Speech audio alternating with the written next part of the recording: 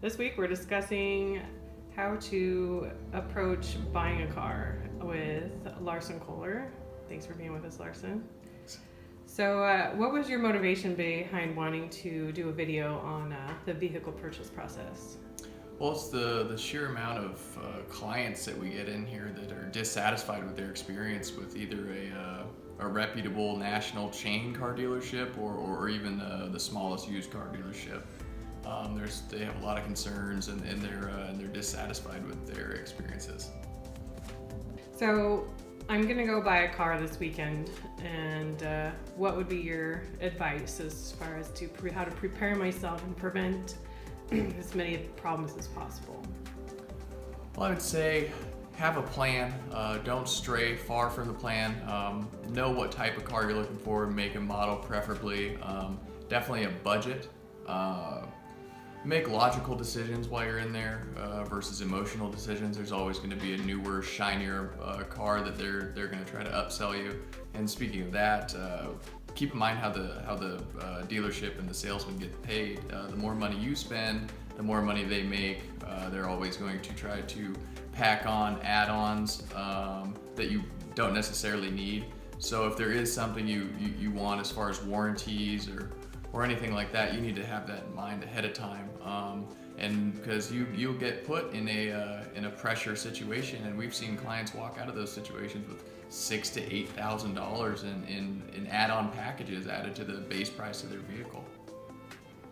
Even you said one was like really ridiculous. What was the most ridiculous package you've ever seen? Well, you see a lot of paint and chip in the windshield warranties, tire and wheel warranties. The most egregious one was definitely the interior smell protection to always keep your car smelling new. So what are the most common issues our clients come across when purchasing from a used car dealership? Well, I'll discuss several problems that we've seen clients come in with. The first is dealerships sold them a car without proper title. A key to most used car dealerships' business model is quick turnaround, and sometimes that means that they don't get all the title work done in the appropriate amount of time, and they'll sell a customer a used car without having proper title to it, and hoping that they can square it up within the statutory amount of time allowed, which is 30 days.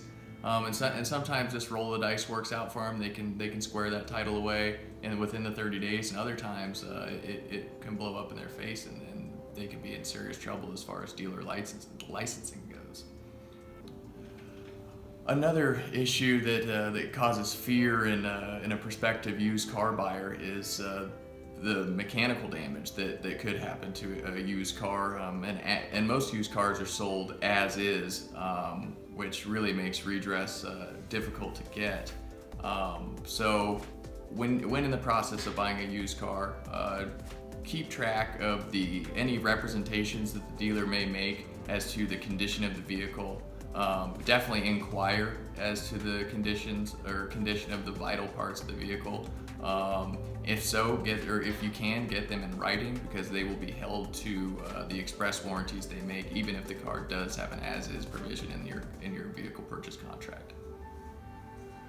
People often get themselves in trouble making hasty decisions, being pressured by the dealership to drive that new car off the lot without having a mechanic inspect it or time to think about the purchase.